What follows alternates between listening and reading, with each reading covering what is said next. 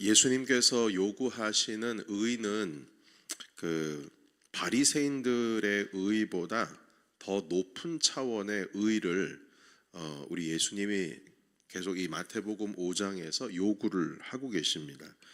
오늘 우리가 읽은 이 본문 말씀은 어제 나누었던 말씀에 계속 이어지고 있는데, 그 이어지는 시작이 무엇이냐면 너희가 바리새인보다 그 의가 낫지 않으면 천국에 못 들어간다. 이게 이제 주제입니다.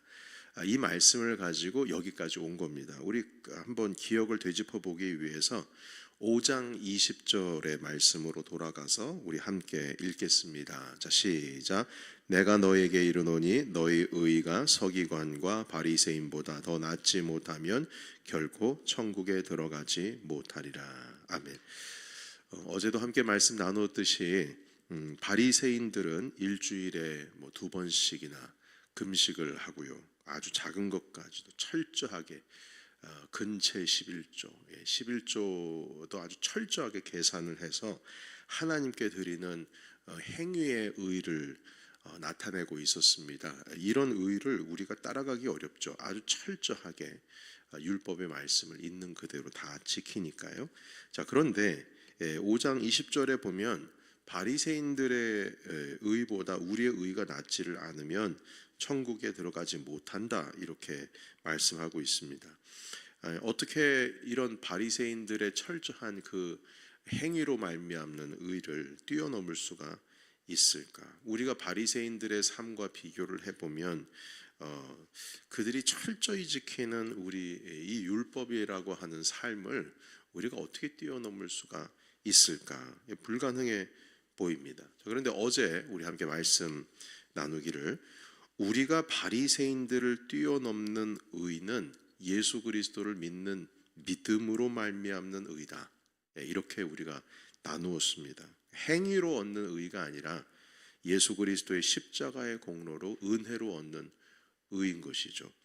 자, 그리고 하나 더 오늘 그래서 이제 살펴볼 것은 무엇이냐면, 율법을 그러면 행하는 것은 의미가 없느냐, 율법을 행하는 것이 헛된 것이냐, 이렇게 질문할 수 있어요. 왜냐하면 은혜의 의가, 은혜로 말미암아 얻는 의가 더 크니까요.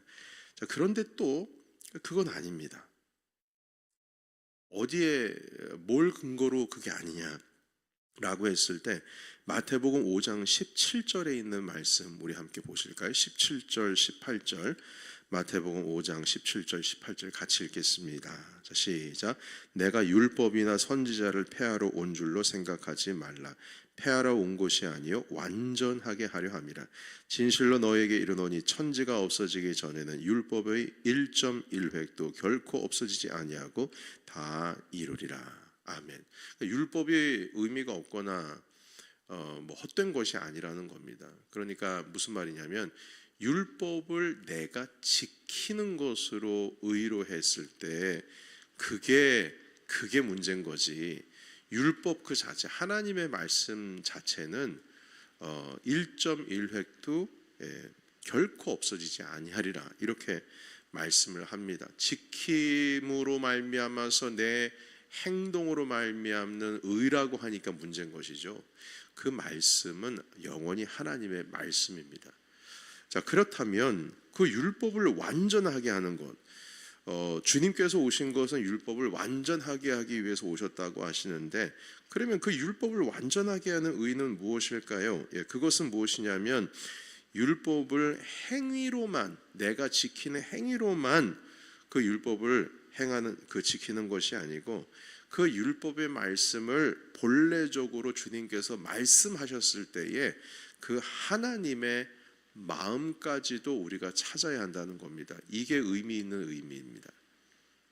하나님의 마음을 따르는 것. 그러니까 바리새인들의 율법은 단순히 내가 이걸 지켰어, 그 지키는 행위로서만 얻는 그 의로 접근을 했다면, 예수 그리스도를 믿는 의, 예수 그리스도로 말미암아서 십자가의 공로로 은혜로 얻은 우리들은 하나님의 마음까지도 알아서 지키는 의인 것입니다.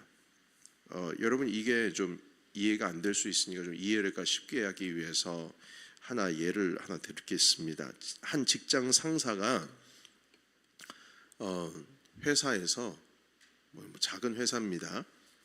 일을 하다가 그 부하 직원에게 길 건너편 편의점에 가서 AA 사이즈 그 배터리 2개 딱 한 세트 그거 사오라고 시켰어요. 그러니까 사무실 시계가 우리 교회 지금 식당 시계가 몇 주 전에 멈춰 있었죠. 예, 그것처럼 배터리가 닳아가지고 교체를 해야 된다. 그러니까 배터리 좀 사와라 이거였습니다. 그러자 이 직원이 길 건너편 편의점을 다녀왔어요.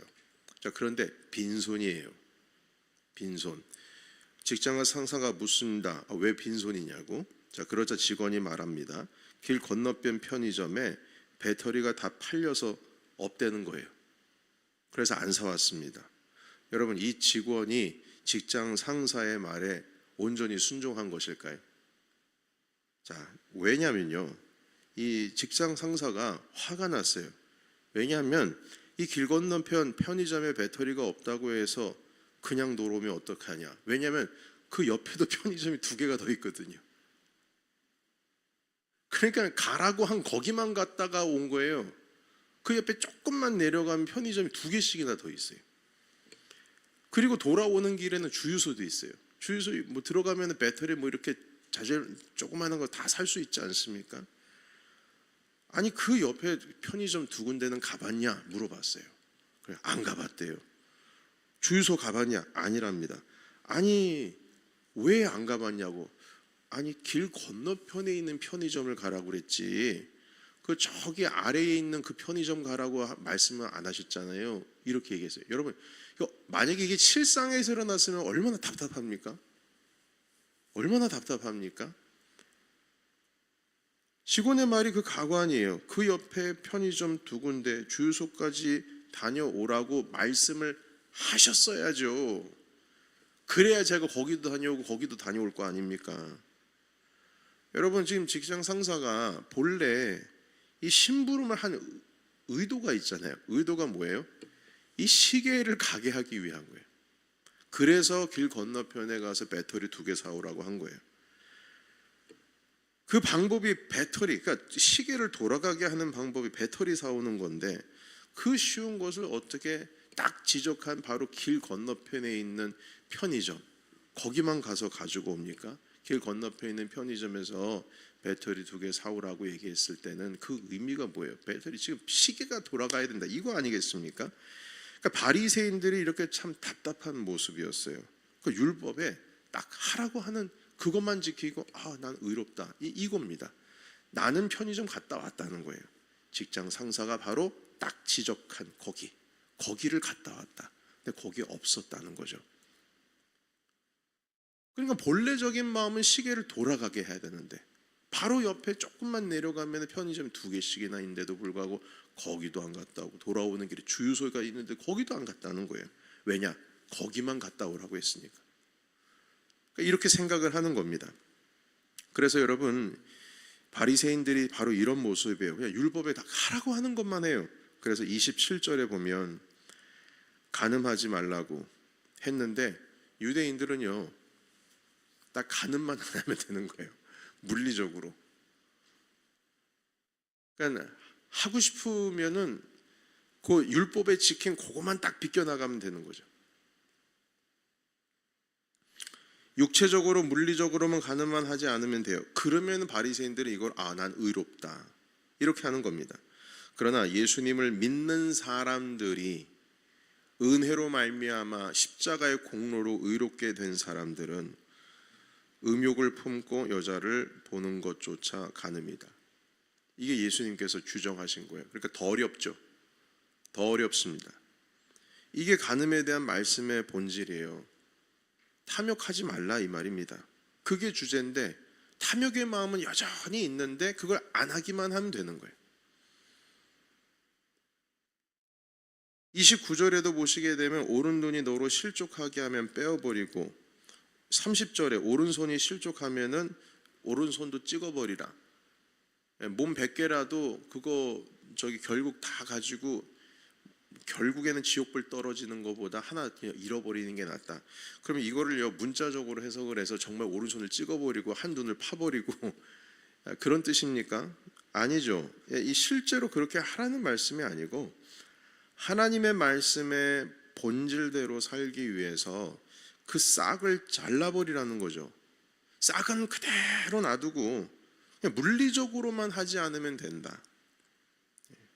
이런 개념으로는 만약 그런 개념으로 살게 되면 바리새인들이 말하고 있는 의와 다를 바가 없습니다.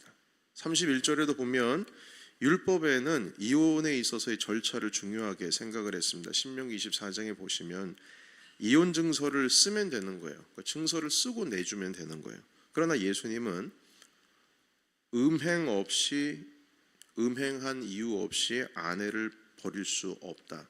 그러니까 여성을 지키는 겁니다. 예수님의 말씀은 본래 여러분 여성을 그때 당시에는 이렇게 내버리면 여러분 그러면 뭐 이혼 증서 가지고 내가 자유함을 얻었다라고 했을 때 그걸 공동체에서 그 여인의 삶을 어떻게 책임집니까? 집안에 남자가 없으면 살 수가 없어요. 여러분 룻 이야기 계속 말씀을 나눴었잖아요. 그러니까 여성을 남자가 음행한 이유 없이 이혼증서 딱 써주고 내보내는 거는 그건 죄다. 그런데 예수님은 더하여서 음행한 이유 없이 아내를 버릴 수가 없다.